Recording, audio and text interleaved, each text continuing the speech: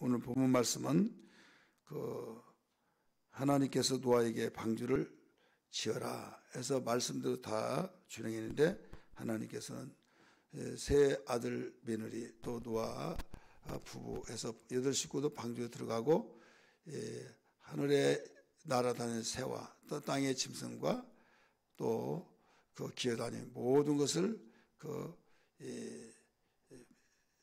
방주로 들여보내되, 그 중에 정결한 짐승은 7쌍씩, 또 부정한 짐승은 이런 것들은 1쌍씩 이렇게 집어넣어라 말씀해 주셨죠. 그래서 이렇게 했는데, 이제 문이 닫히고 난데 비가 땅에서 솟고 하늘문이 열리고 이런 가운데 이제 뜨기 시작하면서 어제 아침에 6m 75cm까지 물이 제일 높은 산 꼭대기까지 올랐다고 그랬어요. 거기에서 제일 높은 산 봉우리에서부터 6m 75cm까지 이렇게 해서 떠다녔다, 이런 말씀을 우리가 들었죠. 이 내용을 보면서 이제 홍수가 그치고 배에서 나왔다, 이런 내용이 우리 본문에 기록하고 있어요. 그럼 좀 우리가 전체적인 측면에서 보면, 홍수가 그치고 나서 배에서 세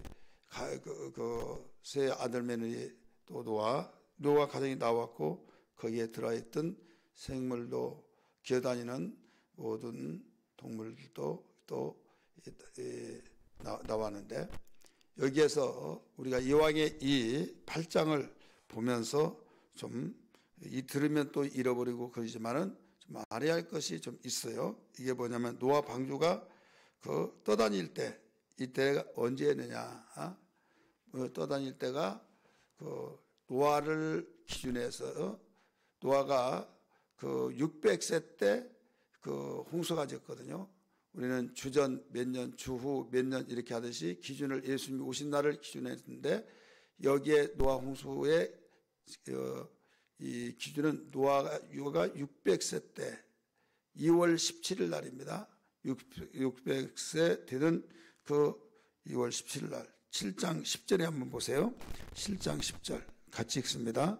시작. 7일 후에 홍수가 많이 덮이더니 노아가 600세 되던 해 둘째 달 곧 그 달 11의 날이라. 2월 17일 날이죠. 그 다음 물이 이제 계속 잠기면서 땅에 충만하게 다 덮어버렸는데, 이게 며칠까지 덮였느냐? 5개월 동안 150일 동안 150일 동안 355 150일 동안 5개월 동안 땅이 넘쳤다, 이렇게 나와요. 7장 24절 봅니다. 7장 24절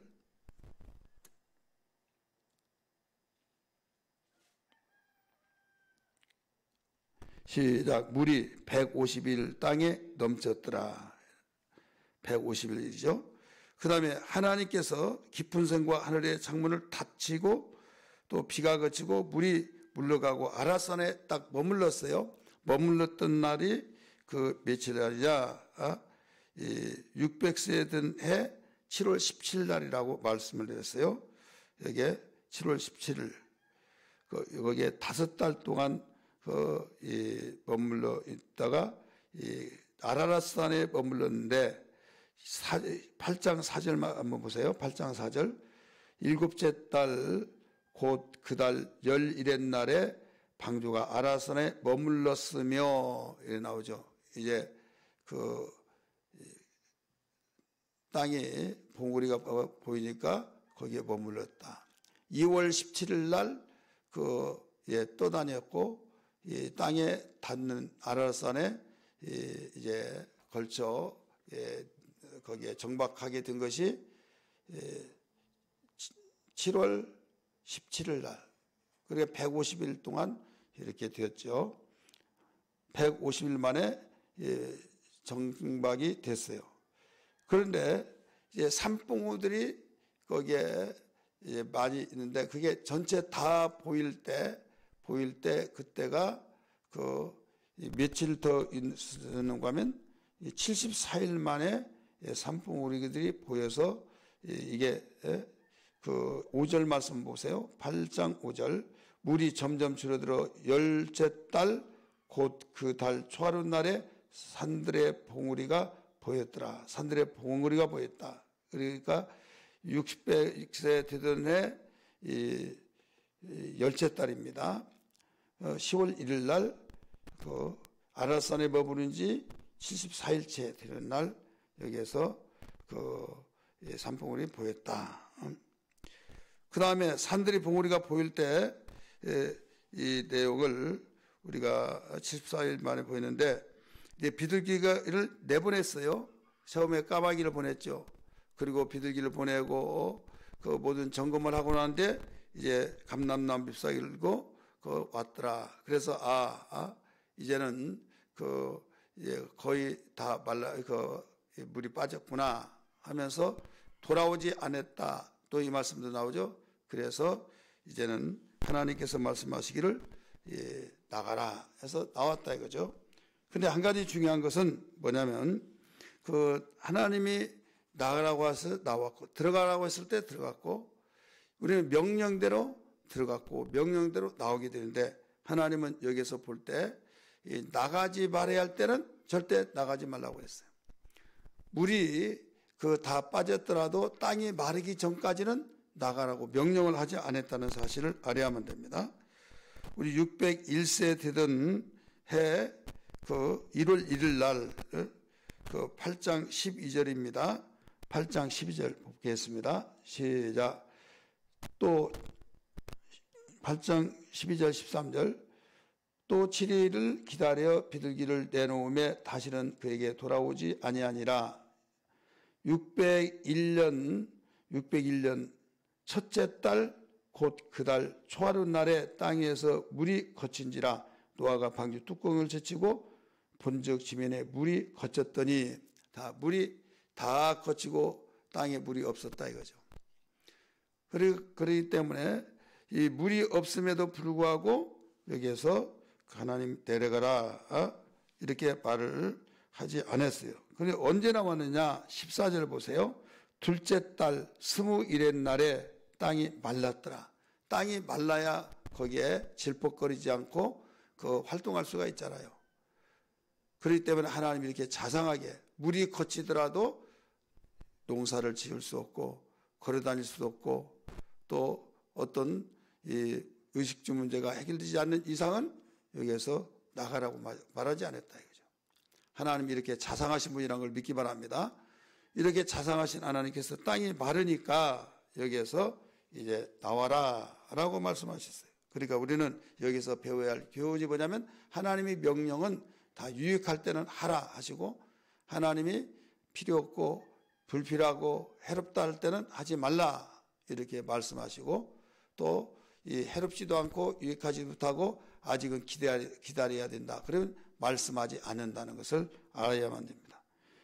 그래서 이 땅이 마르기까지 곧 시작에서부터 땅이 마르기까지 그 1년 10일 그러니까 노아 홍수가 1년 10일 동안 그 여기에 방주에 있다가 나온 거죠.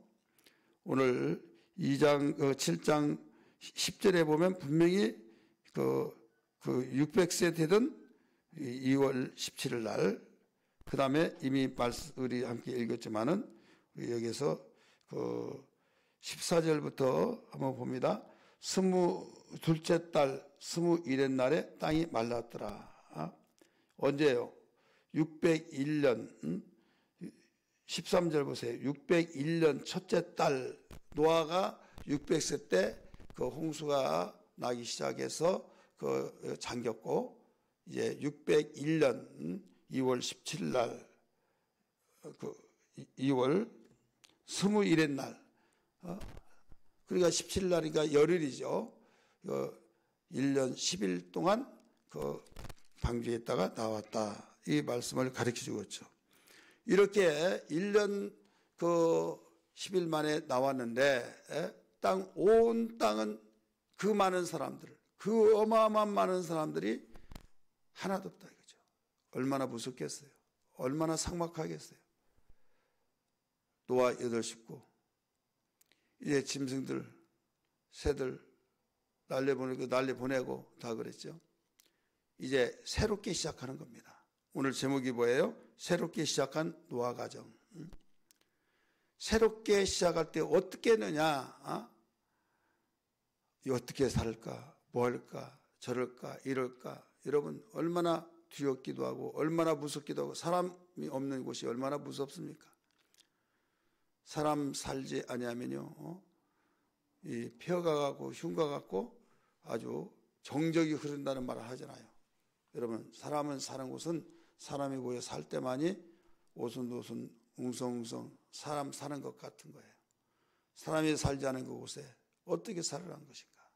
그러나 노아는 정신을 차리고 하나님이 함께 하셨고 다 죽는 가운데서도 들어가라고 해서 들어갔더니 나오라고 또 나와 곧바로 그 모든 것을 부정적인 생각이 아니라 긍정적인 생각을 하면서 긍정적인 생각 그 자체가 뭘로 드러나 있느냐?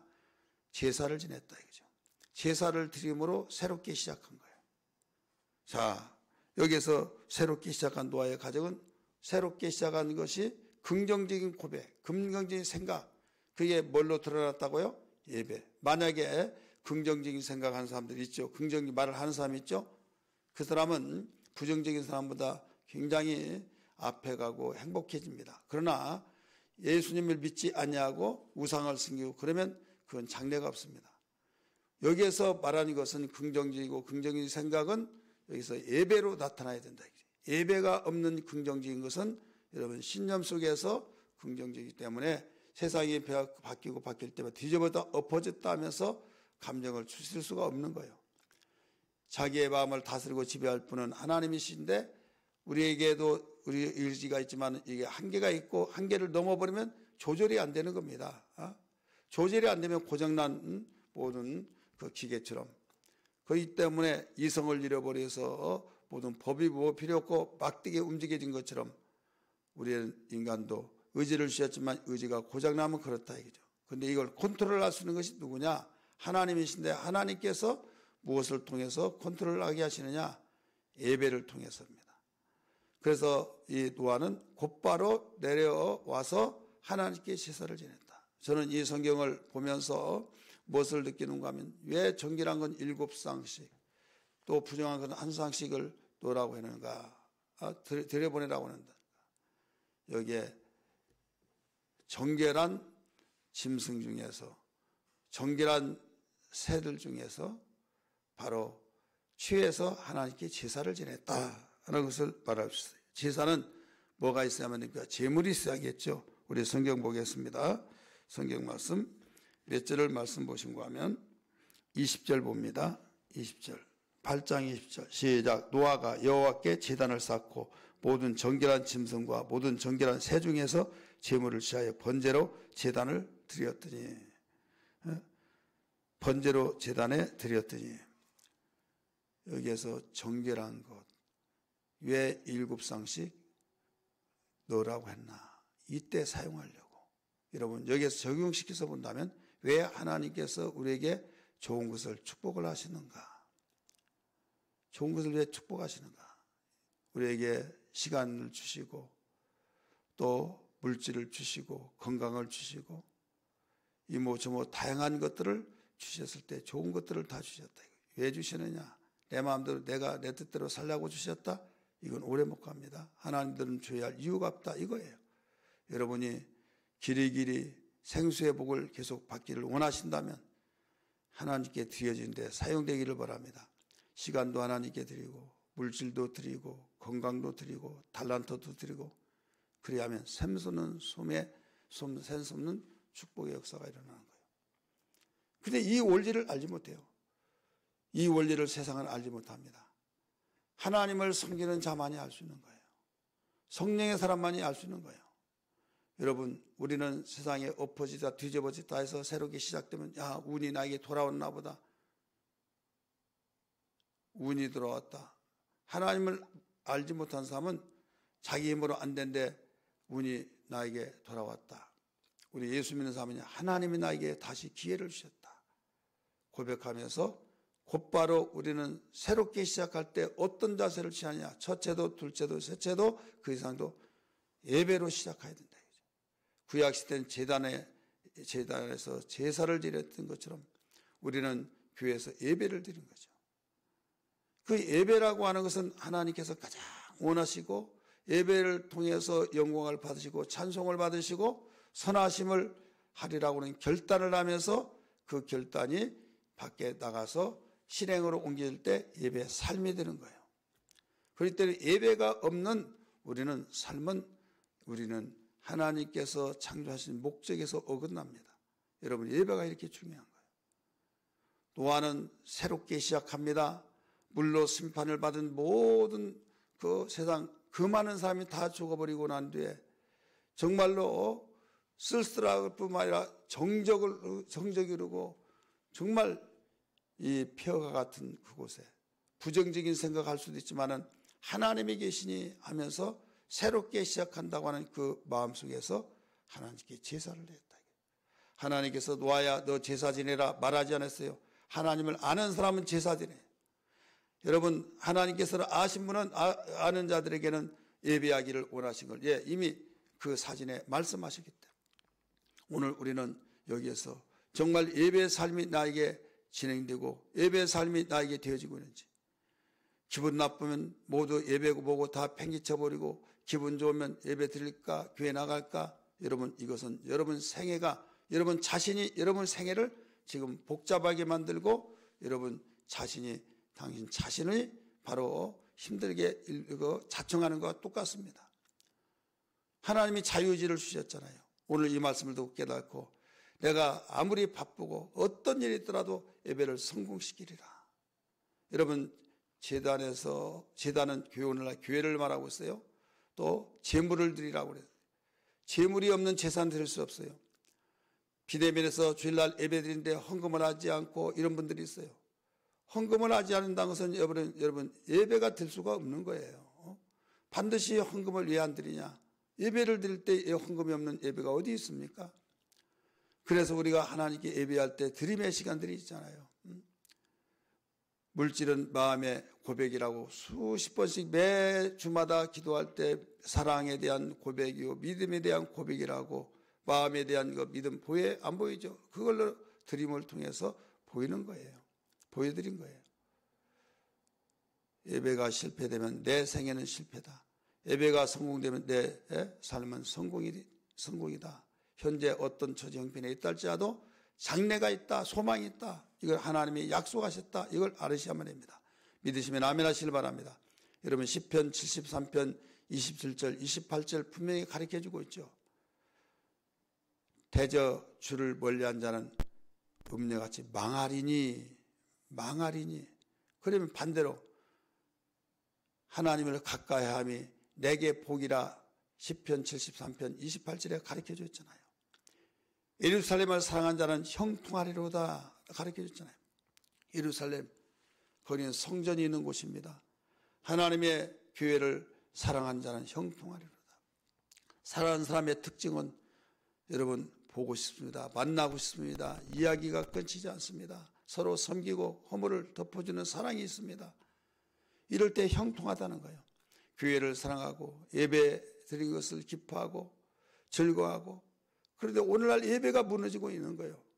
팬데믹 시대를 통해서 이제 좋은 습관이 나쁜 습관의 선례가 되어버렸고 거기서 잠에서 깨어날 줄 모르고 그냥 이제는 여기가 좋사오니 하면서 그냥 웬만하면 나올 수도 있는데도 불구하고 나오지 못하는 사람들 이제는 나가야 하는데 머리에서 생각해서 마음은 그렇게 하는데 행동을 옮기지 못하고 또 후회하고 나가야 할 텐데 그러다 보니까 그나마 조금이라도 위로받기 위해서는 거리가 있고 도저히 나올 수 없는 사람들은 여러분 그곳에서 진지하게 예배드려요. 그런데 그러지 못한 사람들은요 마음이 뒤숭숭하고 어떤 사람은 그냥 드러넣어서 예배드리고 어떤 사람은 비대면에서 그 이름 올려놓고 그냥 왔다 갔다 하고 할 일 다 하고 또 어떤 사람은 잠자버리고 여러분, 이러한 것들이 이미 그 초창기에 펜티바람에 장로님이 드러내서 예배드렸다고 아들이 목사님께 고발하는 것을 여러분 말씀드렸죠. 영상을 보내주면서.